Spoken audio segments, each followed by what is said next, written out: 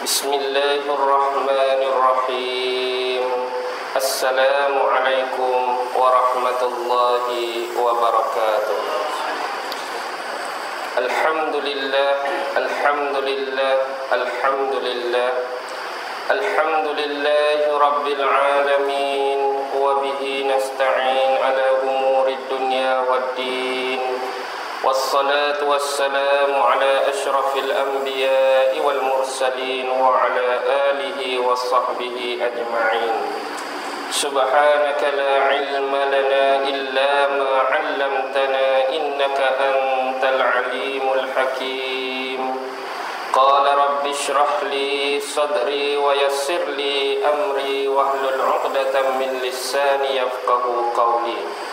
Allahumma yassir wa la tu'assir, Allahumma yassir wa la tu'assir, Allahumma yassir wa la tu'assir. Allahumma salli ala sayyidina Muhammad wa ala alihi wa sahbihi wa sallam. Allahumma salli ala sayyidina Muhammad wa ala alihi wa sahbihi wa sallam. Allahumma salli ala sayyidina Muhammad wa ala alihi wa sahbihi wa sallam. Amma ba'd.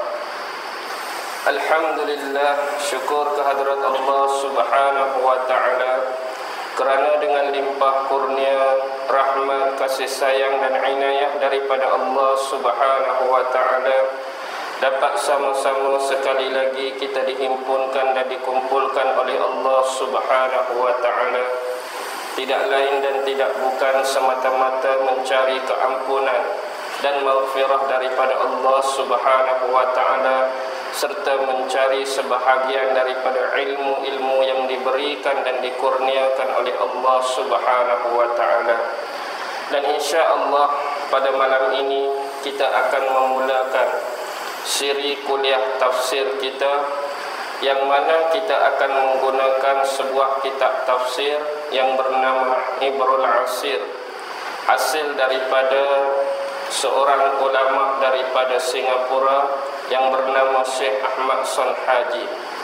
Buku tu dah dapat kan belum? Belum lagi? Belum lagi, tak apa. InsyaAllah pelan-pelan, slow-slow. InsyaAllah mungkin di masa akan datang kita akan dapatkan buku berkenaan. Saya ingat dalam harga sekitar RM10 sahaja setiap naskah. Dan insya-Allah malam ini kita akan memulakan kuliah tafsir kita dengan surah yang pertama, yaitu surah Al-Fatihah. Jadi sebelum kita memuliakan kuliah, jadi kita bacalah sama-sama ummul kitab Al-Fatihah. A'udzu billahi minasyaitonir rajim. Bismillahirrahmanirrahim. Alhamdulillahi rabbil alamin. Ar-Rahmanir Rahim. Maliki yaumiddin. Iyyaka na'budu wa iyyaka nasta'in. Ihdinas siratal mustaqim. Siratal ladzina an'amta 'alaihim ghairil maghdubi 'alaihim waladdallin.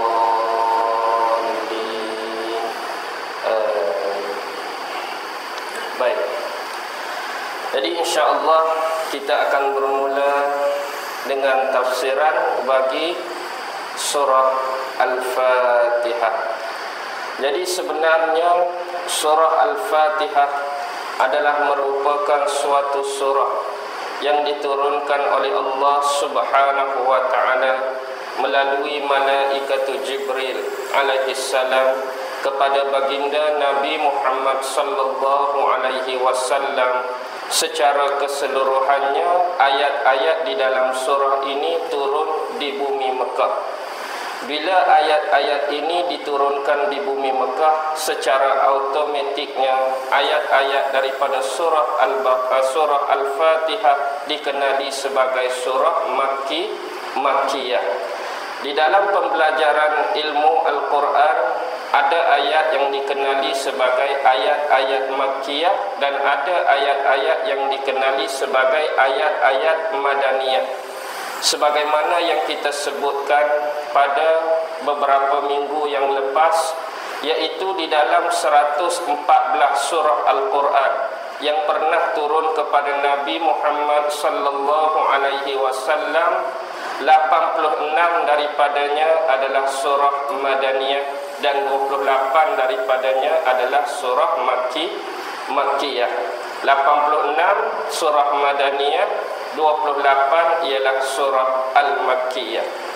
Yang termasuk di dalam surah Al-Makkiyah ialah surah Al-Fatihah yang juga diturunkan di bumi Mekah.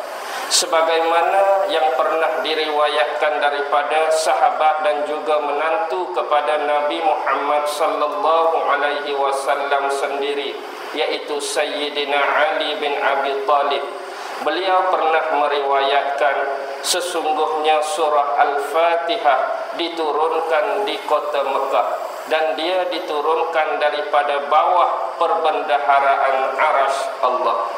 Ini kata-kata yang diriwayatkan daripada Sayyidina Ali. Beliau mengungkapkan bahawa surah Al-Fatihah ini diturunkan di kota Mekah dan surah ini diturunkan khusus daripada bawah perbendaharaan Arasy Allah.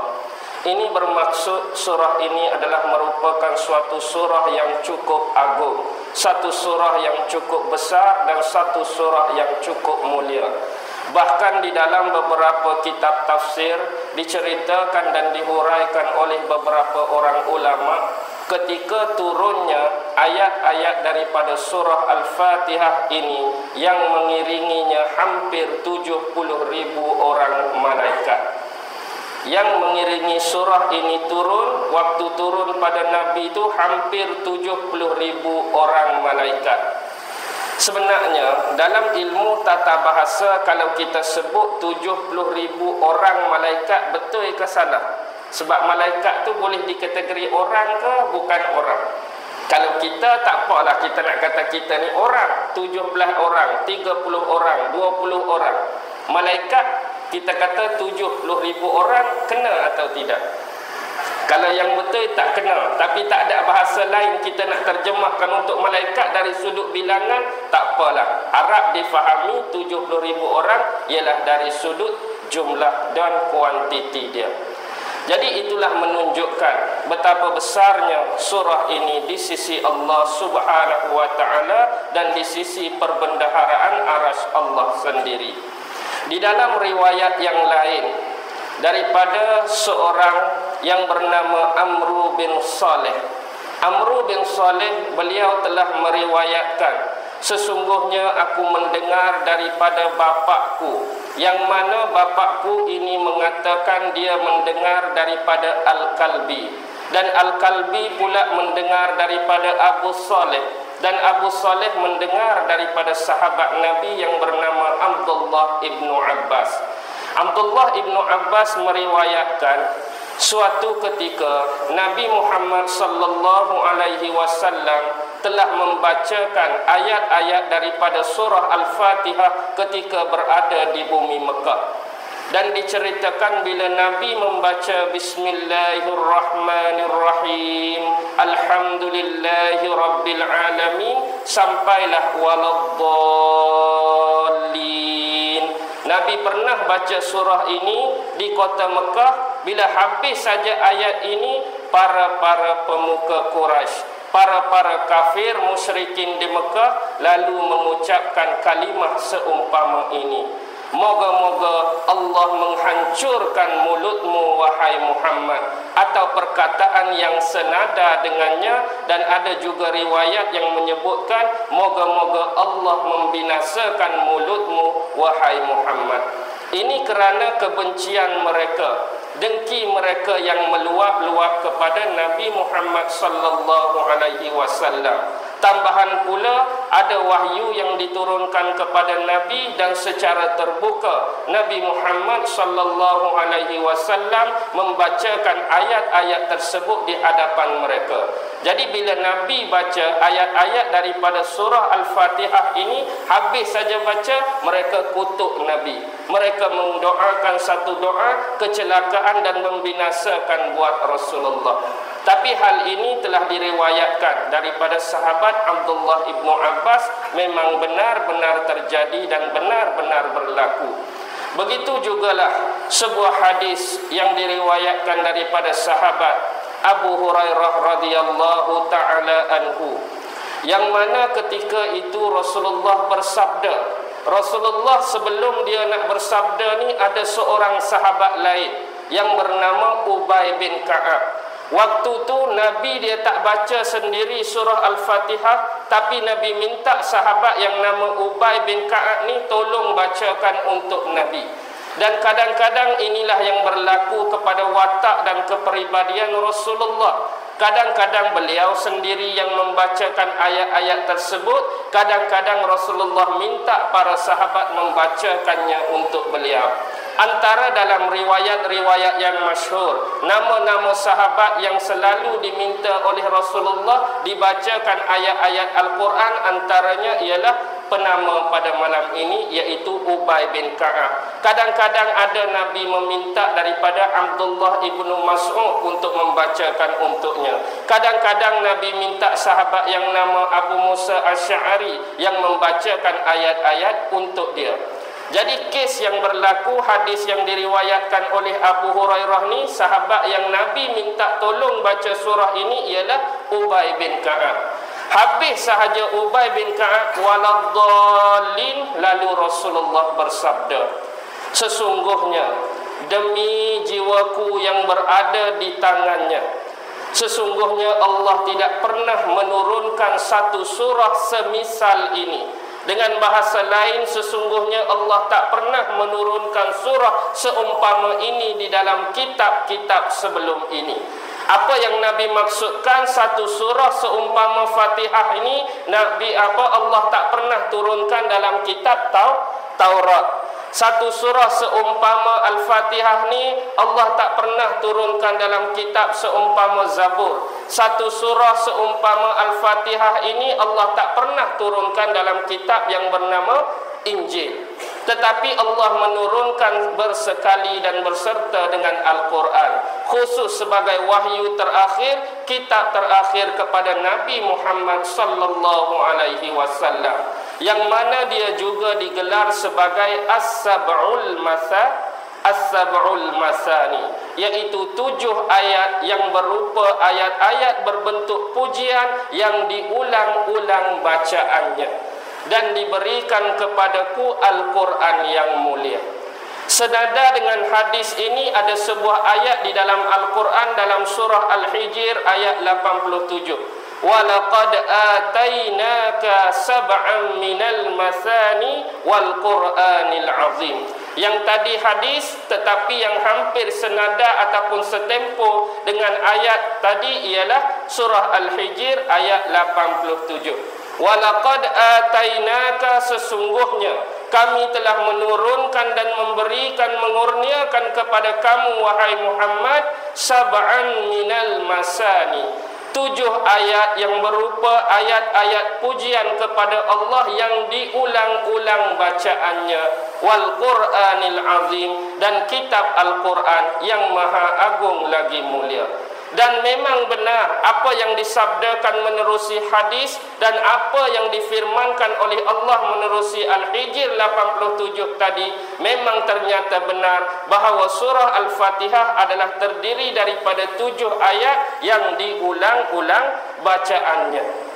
Hari ini berapa kali kalau kita ambil dari sudut semayang saja, kita semayang 1 rakaat kena baca 1 kali.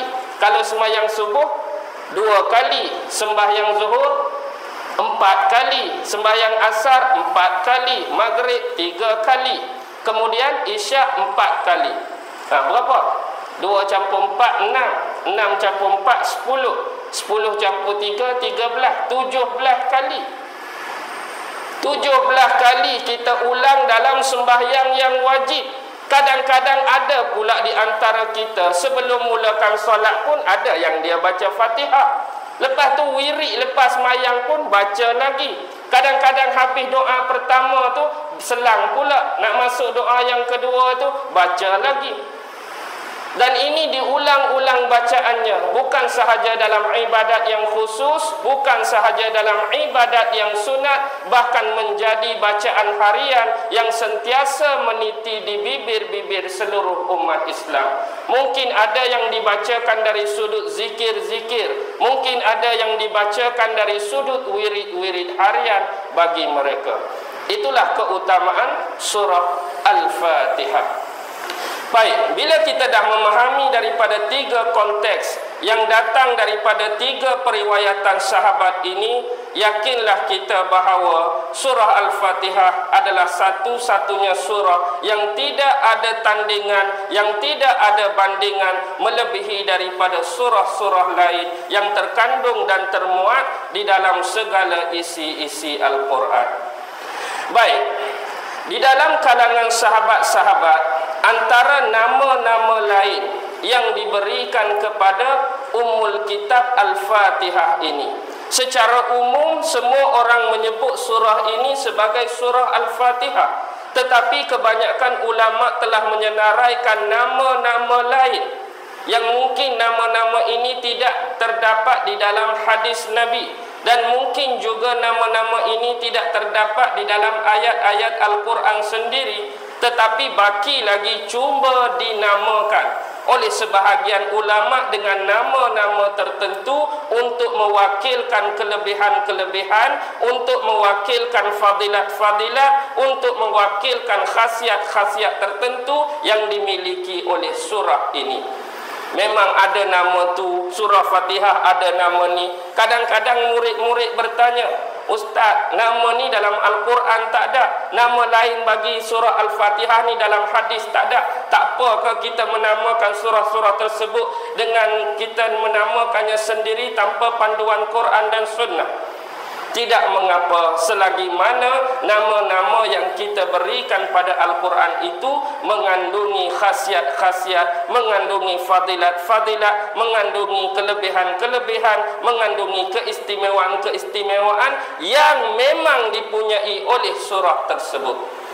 Antara beberapa nama yang kita nak sebutkan malam ini, selain nama dia surah Al-Fatihah, 2 nama yang paling masyhur yang selalu digunakan bukan sahaja oleh ulama seluruh dunia, bahkan kita orang-orang awam di seluruh dunia. Nama yang paling popular, nama yang paling masyhur ialah, selain daripada surah Al-Fatihah, kita namakan dia sebagai Ummul Kitab. Ummul Kitab satu nama, satu lagi Fatihatul Kitab. Ummul Kitab satu, Fatihatul Kitab satu. Dan setengah ulama kata ada 3 nama, iaitu satu lagi yang sering dan acap kali disebut Ummul Quran. Baiklah, kita nak terima dengan 2 nama malam ni ke, kita nak terima 3 nama malam ni pun tak apa. Ummul Kitab, Fatihatul Kitab, Ummul Quran. Inilah antara 3 nama yang paling masyhur, paling popular selain daripada nama asal dia surah Al-Fatihah. Dan ini disepakati di kalangan sahabat sendiri. Antara yang menggunakan 2 ataupun 3 nama ini ialah anak angkat Nabi, iaitu Sayyidina Anas bin Malik radhiyallahu taala anhu. Yang lain ialah daripada kalangan tabi'in, iaitu Al-Hasan bin Al-Basri. Satu lagi ialah Muhammad ibn Sirin, yang mana Muhammad ibn Sirin adalah salah seorang yang terkenal dengan ilmu yang diberikan keistimewaan oleh Allah dari sudut menilai tafsir mimpi. Pernah dengar tak nama ni? Tafsir mimpi oleh Ibn Sirin. Inilah dia, Muhammad bin Sirin. Jadi antara nama-nama lain yang digunakan sebagaimana yang terdapat dalam riwayat Imam At-Tirmizi. Imam At-Tirmizi dalam sahih dia menilai satu hadis ini di sisi Imam Tirmizi sebagai sahih. Sebab aku menilainya sebagai sahih, kemudian aku meletakkan di dalam jami' aku, iaitu jami' Sahih At-Tirmizi, yang mana Rasulullah sallallahu alaihi wasallam pernah bersabda, sesungguhnya surah Alhamdulillahi Rabbil Alamin, sabda Nabi ini dia tak sebut nama surah Al-Fatihah. Tapi dalam ini matan dia berbunyi surah Alhamdulillahi Rabbil Alamin ialah Ummul Quran, dialah Ummul Kitab, dialah Sab'ul Masani, dan dialah Fatihatul Kitab. Jadi sebab tu ada sebahagian ulama menamakan surah ini sebagai surah Alhamdu. Padan tak letak nama Alhamdu sebab hari-hari duk baca Alhamdu. Tapi sebab hadis ni Nabi tak sebut surah Al-Fatihah, Nabi sebut surah Alhamdulillahi Rabbil Alamin. Dia juga Ummul Quran, dia juga Ummul Kitab, dia juga Sab'ul Masani, dan dia juga Fatihatul Kitab. Jadi bersempena dengan matan hadis yang disebutkan oleh Nabi, ulama menamakan juga Al-Fatihah sebagai surah Alhamdu. Manakala ada ulama-ulama yang meletakkan nama surah ini sebagai surah As-Salah. Surah As-Salah, surah semayang. Sebab apa nama surah ni surah semayang? Kerana menjadi kewajipan membaca dan mentilawahkan ayat ini di dalam ibadat-ibadat khusus seperti salat. Maksudnya hadis Nabi banyak mengungkapkan tidak ada salat bagi orang yang tidak membacakan Fatihatul Kitab. Kita hari ini lepas Allahu Akbar, habis baca doa iftitah, terus nak baca ayat lazim dengan meninggalkan bacaan Al-Fatihah, sah atau tidak sah sembahyang? Batal atau tidak? Tak sah. Batal sembahyang kita kerana meninggalkan ayat ataupun surah asas daripada Al-Quran ini, iaitu Al-Fatihah. Tak sah sembahyang kita. Jadi sebab tu dinamakan surah ini sebagai surah As-Salah. Dan ada hadis daripada Rasulullah sallallahu alaihi wasallam menyebut daripada Allah, qasamtu as-salah baini wa baina 'abdi nisfaini, yakni al-Fatihah. Ni Allah kata ni menerusi lisan Nabi Muhammad, qasamtu as-salah, aku telah membahagikan sembahyang itu. Allah dia sendiri membahagikan sembahyang baini wa baina 'abdi, di antara aku dengan hamba-hamba aku ini, nisfaini, terbahagi kepada dua.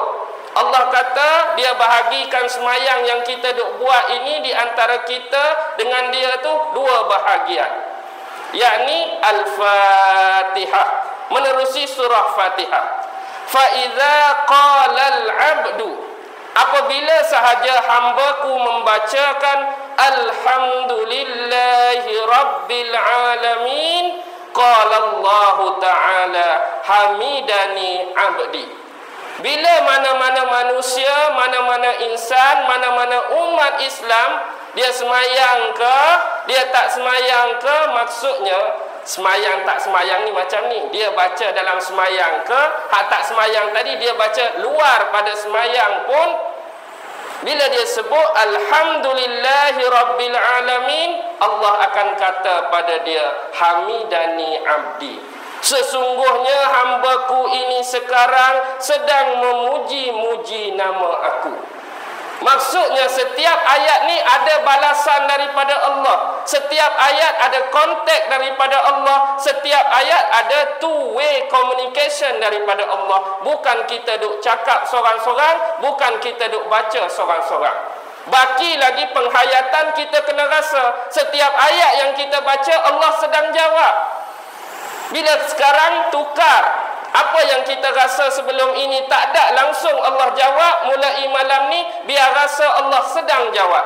Bila kita sebut Alhamdulillahi Rabbil Alamin, Allah sedang jawab kat kita hamidani 'abdi. Hambaku ini sekarang sedang memuji-muji nama aku. Wa idza qala al-'abdu ar-rahmanir rahim, bila saja kita sebut ar-rahmanir rahim, qala Allah Ta'ala asna alayya 'abdi.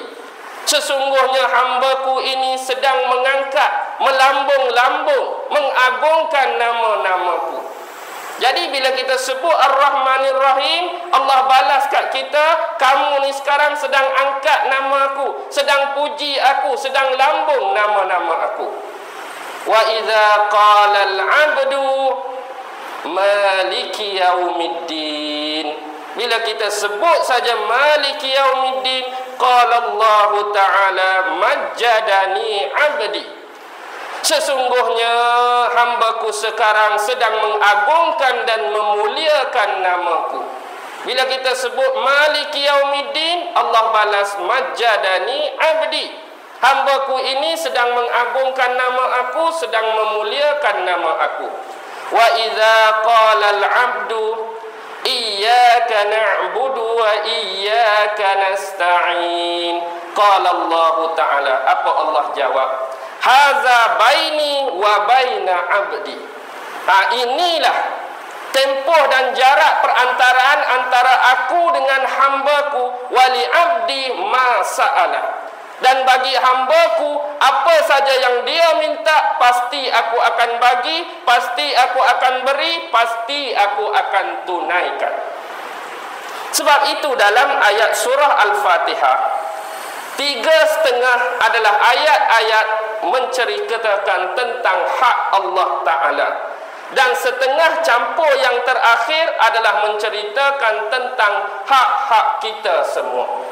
Dalam surah Fatihah yang kita duk baca hari-hari 7 ayat tu, 3 ayat setengah tu hak Allah.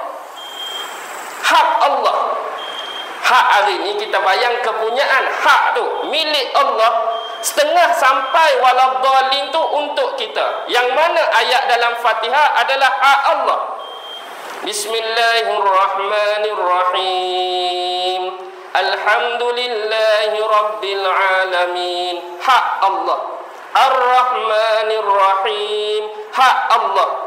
Maliki Yaumiddin. Hak Allah. Iyyaka na'budu. Sekerat tu hak Allah. 3 ayat setengah ni hak Allah. Hak kita bermula di mana? Wa iyyaka nasta'in, bermulalah hak hamba. Sampailah waladhdallin tu hak-hak kita. Sebab tu bila kita baca iyyaka na'budu wa iyyaka nasta'in, Allah sebut haza baini wa baina 'abdi wa li 'abdi ma sa'ala. Inilah jarak antara aku dengan hamba aku, dan bagi hamba aku apa yang dia minta pasti aku tunai dan perkenankan. Sebab tu hak Allah iyyaka na'budun. Hak Allah tu kita nak sembah dia. Wa iyyaka nasta'in, hak meminta pertolongan, hak merayu, hak berdoa, hak memohon, hak siapa? Allah tak perlu doa kat kita, Allah tak perlu merayu kat kita, Allah tak perlu minta kat kita. Iyyaka nasta'in milik kita, hak kita. Cuma hak Allah berhenti pada iyyaka na'budun. Dialah yang layak disembah. Tapi inilah pesen manusia sekarang. Kadang-kadang dia ada masalah, dia ada problem, dia minta terus tanpa menunaikan hak Allah tu. Iyyaka na'budu wa iyyaka nasta'in, dia pisahkan dari hidup dia. Bila dia ada masalah, dia tak pi pada iyyaka na'budu, terus pi iyyaka nasta'in. Kadang-kadang dia tak sembahyang pun, iyyaka na'budu tak ada dalam hidup dia.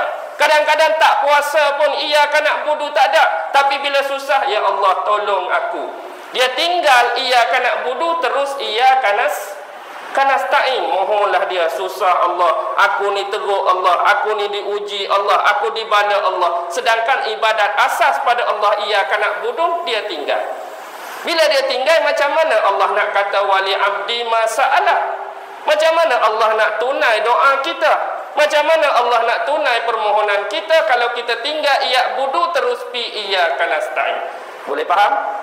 Boleh, baik. Ini hadis yang menceritakan tentang as-salah. Ini hadis tentang as-salah tadi. Dan juga ada ulama-ulama yang menamakan surah Al-Fatihah ini sebagai surah Asy-Syifa. Surah Asy-Syifa. Ma makna Asy-Syifa? Asy-Syifa ialah penyembuh. Penyembuh ini ada satu riwayat yang datang, walaupun hadis ni secara marfu'. Hadis secara marfu' sampai kepada sahabat Abi Sa'id Al-Khudri radhiyallahu taala anhu. Daripada Rasulullah sallallahu alaihi wasallam, walaupun secara marfu', Rasulullah sebut apa? sesungguhnya surah Al-Fatihah adalah ubat penawar kepada segala jenis penyakit. Walaupun dia bertaraf marfu' sampai kepada sahabat Abi Sa'id Al-Khudri. Dia ni jadi ubat, jadi penawar kepada segala jenis penyakit kecuali mati. Mati tak ada lah. Walaupun mati pun baca Fatihah. Sebelum mati baca Fatihah, lepas mati baca Fatihah, lepas tanam pun baca Fatihah lagi, boleh hidup balik dah? Tak boleh hidup dah. Jadi sebelum kita sampai tahap tu, waktu nyawa duk masih ada, roh ni masih ada, masih hidup, masih bernafas, banyakkanlah melafazkan ayat-ayat daripada surah Al-Fatihah. Dan berkenaan dengan kuasa penyembuh ini, ada satu kisah yang menarik yang saya cuba cari dalam sebuah kitab yang bernama Al-Qanun Fit-Tib. Qanun Fit-Tib inilah undang-undang dalam ilmu perubatan. Siapa pengarang dia? Ibnu Sina. Semua orang kenal Ibnu Sina, seorang tokoh perubatan Islam, walaupun dia sendiri memang seorang Syiah Ismailiyah. Tapi sebab kita kenal dia tu sebagai tokoh perubatan, akidah dia kita pandang ke tepi. Ibnu Sina adalah Syiah Ismailiyah. Tetapi dalam waktu hidup dia, sebab dia terkenal dengan ilmu perubatan, tetapi dia tak terkenal dengan ilmu lain. Ilmu ini pecah bila dahulu waktu saya berada di Mesir, seorang kawan saya yang berkesempatan mengunjungi bumi Turki. Di sana dia menemui makhtutat. Bila saya sebut makhtutat, adalah kitab-kitab tulisan tangan yang belum dibukukan, yang belum dijilidkan. Maksudnya tak masuk kilang untuk dibukukan, nama dia makhtutat. Tulisan tangan Ibnu Sina, tafsir Al-Quran berjumlah 8 jilid. Maksudnya dia bukan sahaja terkenal dengan ilmu perubatan, dia juga hafaz Al-Quran, hafaz hadis-hadis Nabi.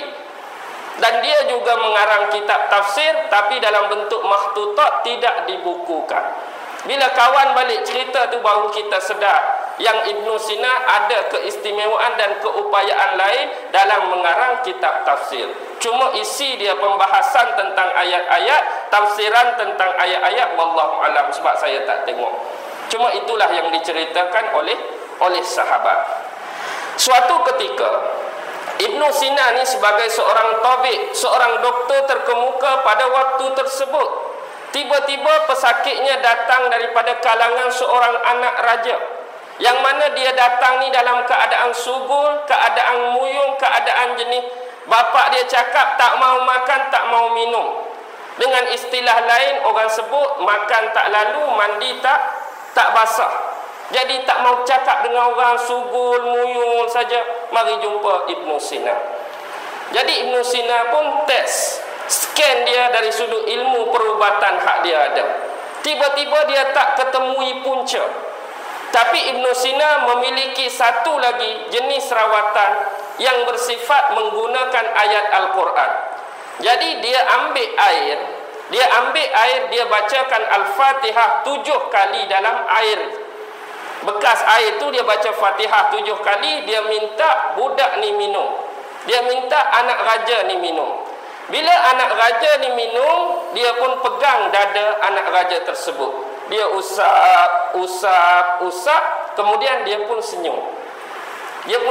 Bila dia senyum, bapak dia raja ni tanya, "Kenapa kamu senyum wahai Ibnu Sina? Adakah kamu dah temui penyakit anak aku?" Dia kata, "Aku rasa aku dah jumpa penyakit anak kamu." Jadi contohnya macam ni, saya tak ingat nama negeri itu, kita kiaskan dengan kawasan kita. Bila dia usap tu, dia sebut apa? Dia sebut Malaysia. Ada getaran. Tadi hak subuh tu bila sebut Malaysia getar. Dia pun sebut, "Saya turunkan lagi ya, Pulau Pinang. Lagi kuat dia punya getar. Dalam Pulau Pinang banyak daerah. Dia pun try, bayang lepas. Tak ada getaran. Tukar pula, balik pulau, tak ada getaran. Tukar Georgetown, getak balik. Maksudnya ada hubungan dengan Georgetown lah tu. Bila dah Georgetown, kita nak sebut apa hak kecil lagi ni? Sinilah senang lah. Kawasan kita lah Bayan Lepas. Bayan Lepas itu sebut pula Kampung Binjai, Kampung Seronok, Permatang Daman Laut. Kampung Binjai, getak kuat Kampung Binjai. Bila kuat getak Kampung Binjai, sebut pula Taman Sari, tak bergetak. Taman Bumi, tak bergetak. Taman Kayu, Taman Kayu bergetak pula. Taman Kayu, tanya orang, berapa belah tingkat? Ada 13 tingkat Taman Kayu. Tingkat 1 tak bergetak, tingkat 2 tak bergetak, tingkat 3 tak bergetak, tingkat 5 bergetak kuat. Tingkat 5 ada berapa rumah? Ada 10 rumah. Tingkat 5 nombor 1 tak bergetak. 5 nombor 2, 5 nombor 9 bergetak. Rumah siapa 5 nombor 9 ni? Rumah Pak Cik Mat. Ada anak perempuan tak? Ada. Berapa orang? 3. Sebutkan nama. Zaleha, Aminah, Latifah. Zaleha tak bergetak, Aminah tak bergetak, Latifah duk. Kalau lagu tu anak tuanku ni tak ada masalah. Sebenarnya ada ni perempuan hak dia suka ni, tapi ikut negeri hak dia sebut tadi. Tapi dia perincikan lagu tu bertemu jalan dia. Maksudnya dia tu memang dah jumpa seorang perempuan hak dia duk gila, hak dia duk suka. Dia sugul sebab perempuan tu rakyat biasa. Takut dia nak minta kahwin dengan bapak dia, takut bapak dia tak suka, takut bapak dia tak berkenan. Jadi dia simpan benda tu boleh makan diri dia. Jadi dengan perubatan tu dia boleh kesan pula. Tak ada masalah ji. Tapi dia baca Al-Fatihah 7 kali tu sebagai cara metod dia berubat. Wallahu alam apa bacaan-bacaan lain yang dia tak sebut dalam kisah tadi. Tapi nak cakap dia sebut ayat tu 7 kali, dia hembus bagi dekat budak tu minum, kemudian dia usap. Hak ni kita kena belajar lebih lagi kot. Itu kena pakai ilmu psikologi, ilmu jiwa, macam Rajinikan lah, filem Chandramukhi tu. Siapa pernah tengok filem Chandramukhi? Pakar psikik dah. Tak apalah, kita belajar ilmu lain. Okey, dinamakan surah Asy-Syifa. Okey, seterusnya juga dia dinamakan surah Ar-Ruqyah. Apa makna Ruqyah? Bukan nama orang Ruqyah ni dah. Ruqyah ni selalu kita nak belajar Ruqyah syariah, Ruqyah syariah. Belajar cara perubatan Islam. Mai aku Ruqyah dia ni, mai aku Ruqyah dia ni. Bukan nama orang tu Ruqyah, dia nak menjampi orang tu. Sebab ada satu kes berlaku kepada sahabat Abi Sa'id Al-Khudri, yang mana ada beberapa seorang sahabat ni singgah di satu kampung, mereka minta makanan tapi tak dilayan. Tiba-tiba ketua kampung tu kena sengat dekat kalajengking. Tiba-tiba mari seorang wakil dia. Walaupun apa yang kamu dakwah kepada kami, iaitu dakwah Islam tu kami tak suka, tapi kami tak ada cara lain dah, tak ada orang lain dah boleh minta tolong. Pandai dah ada salah seorang daripada kamu ni meruqyah, menjampi, baca jampi supaya sembuh ketua kampung kami. Dia kata tadi kami minta makanan, kamu tak bagi, tapi lepas ni kalau janji dia sembuh, janji dia okey, kena bagi makanan lah. Dia pun ubat, baca dengan apa? Al-Fatihah je dia baca. Tiba-tiba sembuh sungguh. Bila sembuh-sungguh, kawan tu janji, dia tunai, dapatlah makanan. Bila balik dia cerita dekat Nabi, sebab dia bimbang takut menggunakan ayat Allah untuk imbuhan, menggunakan ayat Allah nak makanan tadi, menggunakan ayat Allah bukan ikhlas kerana Allah, tapi nak benda tu salah ke tak salah. Jadi Rasulullah kata tak salah, tapi dengan syarat lain kali kalau siapa yang bagi makanan tu, bagi jugalah dekat aku sekali. Lagu tu lah, maksudnya benda tu boleh. Kalau orang bagi kuih, aku pun nak makan juga. Kalau orang tu bagi makanan, bagi kat aku sekali. Maksudnya benda tu diharuskan. Ambil upah atas ruqyah terhadap seseorang. Sebab itulah dinamakan sebagai surah Ar-Ruqyah. Sebab ada hadis jelas Nabi sebut, siapakah yang memberitahukan kepada kamu bahawa surah Al-Fatihah adalah ayat-ayat ruqyah? Tu Nabi tanya sahabat. Jadi sebab Nabi tanya tu ada perkataan ruqyah, mereka menamakan surah ini surah ruqyah. Dengar betul-betul Nabi tanya tadi, siapakah yang memberitahukan kepada kamu bahawa ayat-ayat daripada surah ini adalah ayat-ayat ruqyah? Bila sebut kata ruqyah tu, mereka pun menamakan surah ni surah Ar-Ruqyah. Baik. Ada sebuah asar Bukan waktu asar ni. Asar ni bab dalam ilmu hadis. Sebuah asar yang diriwayatkan daripada Imam Sya'bi. Seorang imam nama dia Sya'bi, dia meriwayatkan sebuah asar yang sampai riwayat ini kepada sahabat Nabi yang nama Abdullah ibnu Abbas. Abdullah ibnu Abbas ni, dia meriwayatkan bahawa selain daripada nama-nama yang disebutkan di atas, dia sendiri menamakan surah Al-Fatihah sebagai Asasul Quran. Apa maksud Asasul Quran? Asas bagi Al-Quran. Bahasa mudah, fondasi bagi Al-Quran, base bagi Al-Quran, foundation bagi Al-Quran, tapak bagi Al-Quran. Tak ada benda lain surah Al-Fatihah. Dan dia pernah menyebut dalam sebuah riwayat, Asasul Quran kalimah Bismillahirrahmanirrahim. Sebab tu sesetengah ulama menamakan surah ini sebagai surah Asasul Quran. Baik, Imam Sufyan bin Uyainah. Siapa Sufyan bin Uyainah? Tabi'in, dan merupakan salah seorang daripada fuqaha us-sab'ah al-Madinah. Selepas zaman sahabat-sahabat berlalu, ada 7 orang ahli fiqh yang terkenal dalam sejarah di bumi Madinah. Dia panggil 7 fuqaha us-sab'ah fil Madinah. Salah seorang ialah Sufyan bin Uyainah. Dia ni siapa? Menantu Abu Hurairah. Tertukar, bukan. Menantu Abu Hurairah Sa'id ibnul Musayyab. Tertukar, jangan tersilap. Menantu Abu Hurairah Sa'id bin Musayyab. Sa'id bin Musayyab pun fuqaha us-sab'ah. Yang ini Sufyan bin Uyainah. Sufyan bin Uyainah ni, dia adalah salah seorang fuqaha sab'ah tadi. Dia menamakan surah Al-Fatihah sebagai surah Al-Waqiyah. Nama dia Al-Waqiyah. Nama lain, tak ada orang lain letak nama ni, tapi Sufyan bin Uyainah letak surah Al-Waqiyah. Waqiyah bukan waqiah. Surah Waqiah tu surah dalam Quran. Ni Waqiyah. Seorang lagi Imam Yahya ibnu Katsir meletakkan nama Al-Quran sebagai Al-Kafiyah. Al-Kafiyah, yang kita selalu wirid lepas sembahyang subuh.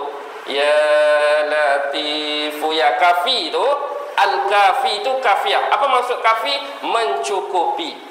Sebab dia kata surah Al-Fatihah ini memang mencukupi dan tidak memerlukan surah yang lain. Tetapi surah yang lain tidak mencukupi kecuali perlu adanya surah Al-Fatihah. Faham ke tak ayat ni?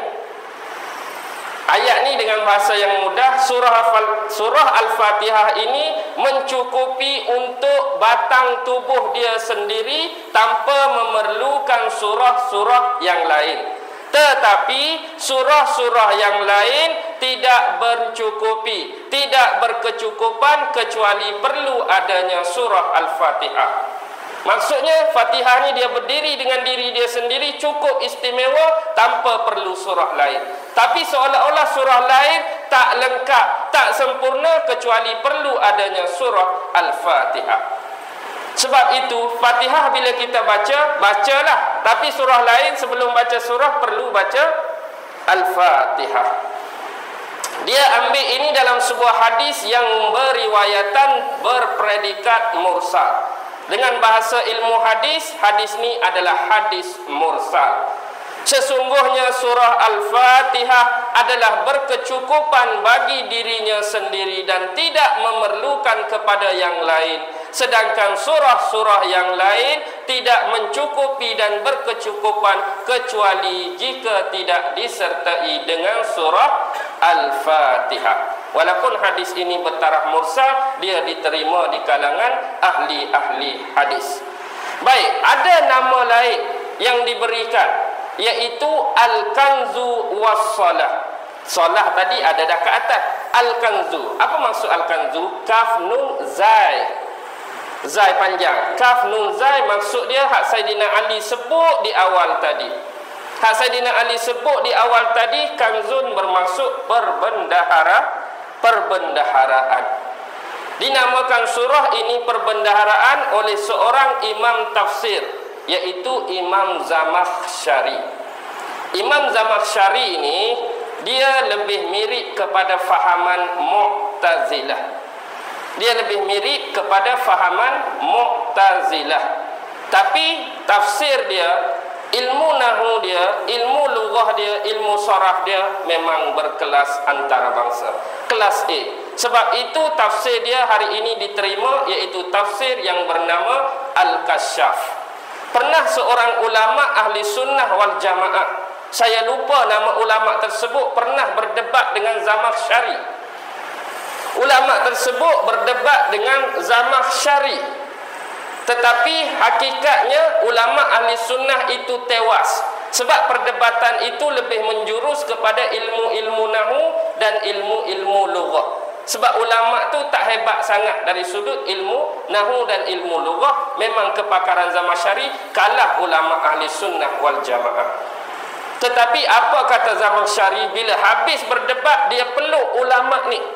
Dia kata, wahai sekalian yang menonton dan menyaksikan perdebatan kami, sesungguhnya yang aku menangi hari ini adalah dari sudut bersifat dunia, iaitu tentang hal-hal yang bersifat bahasa, hal-hal yang bersifat nahwu, hal-hal yang bersifat saraf.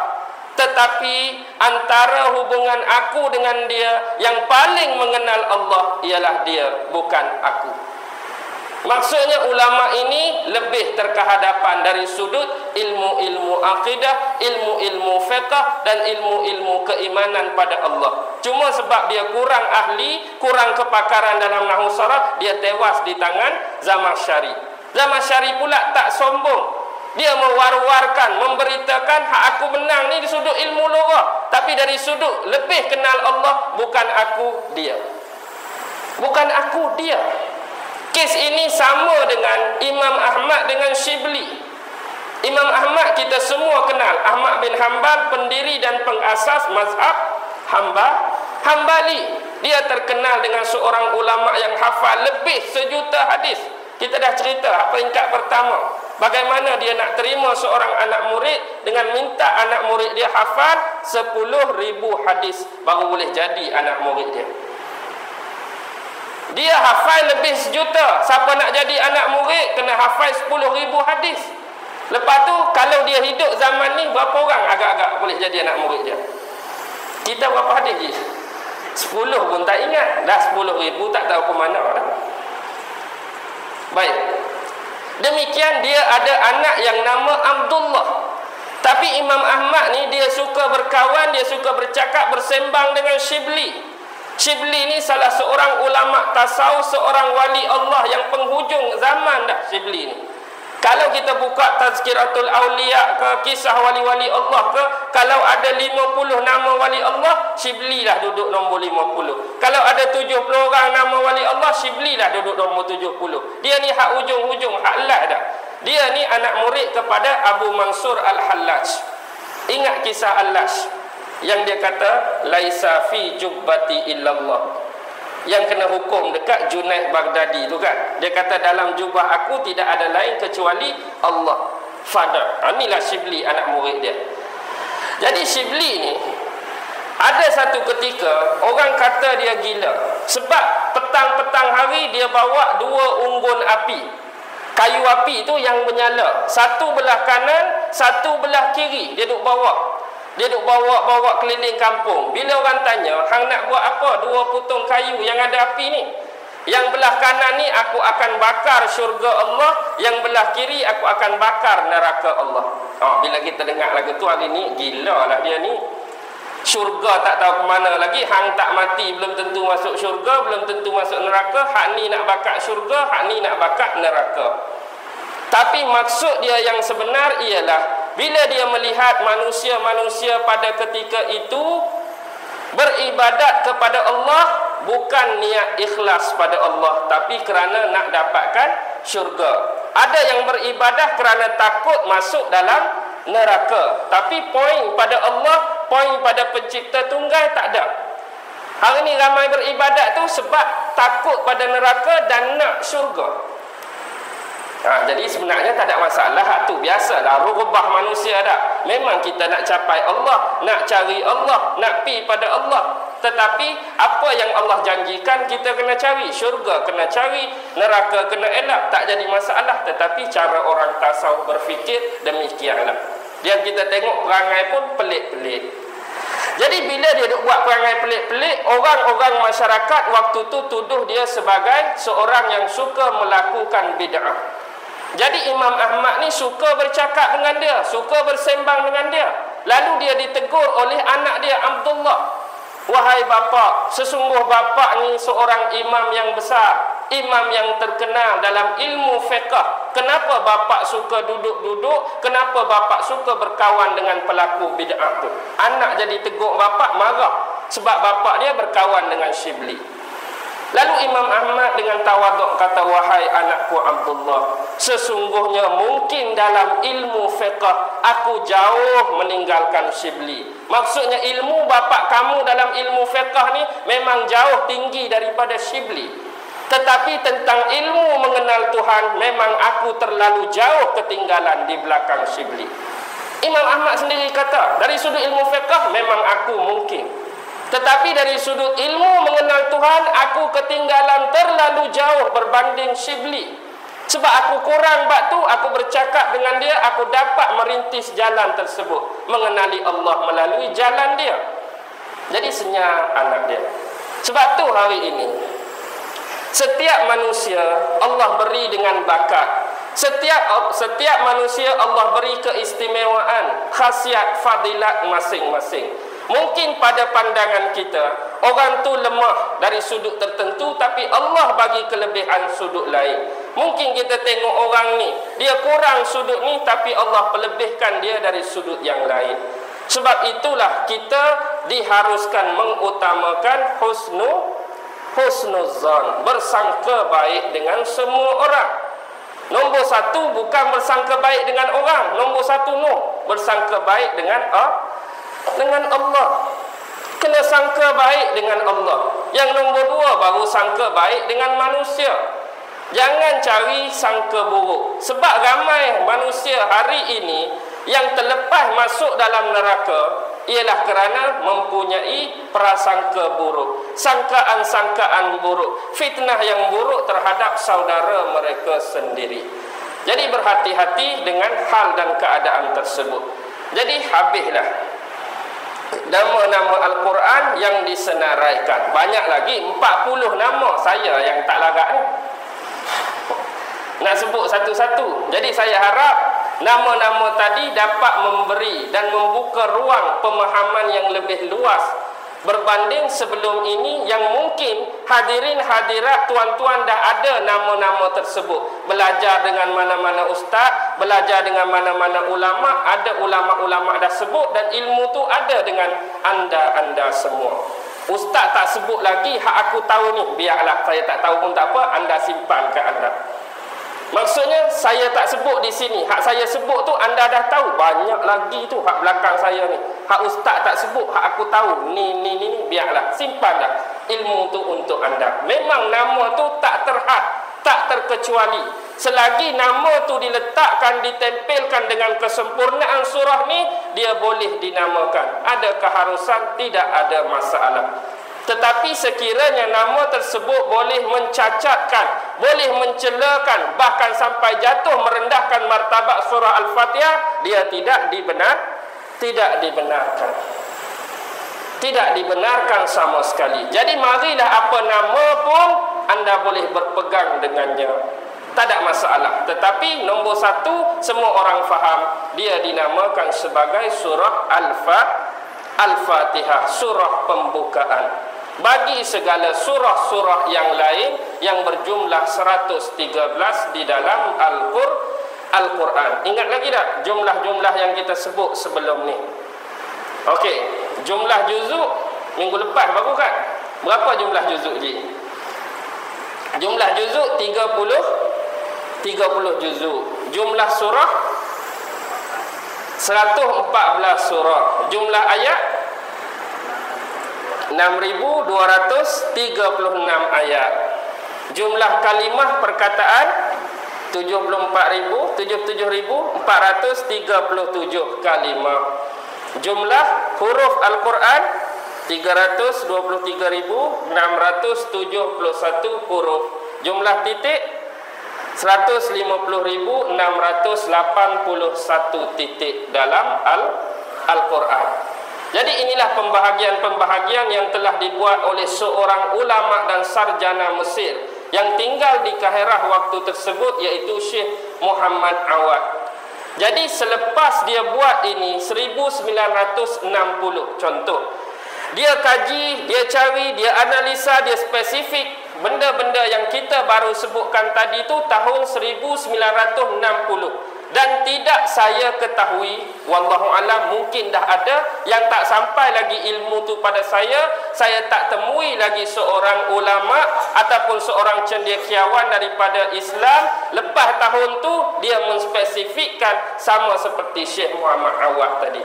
Kalau ada, tolong beritahu saya, sebab saya nak tengok jumlah yang berbeza tu. Jadi hak saya terima pakai sekarang ialah jumlah yang saya sebut tadi berakhir 1960. Faham?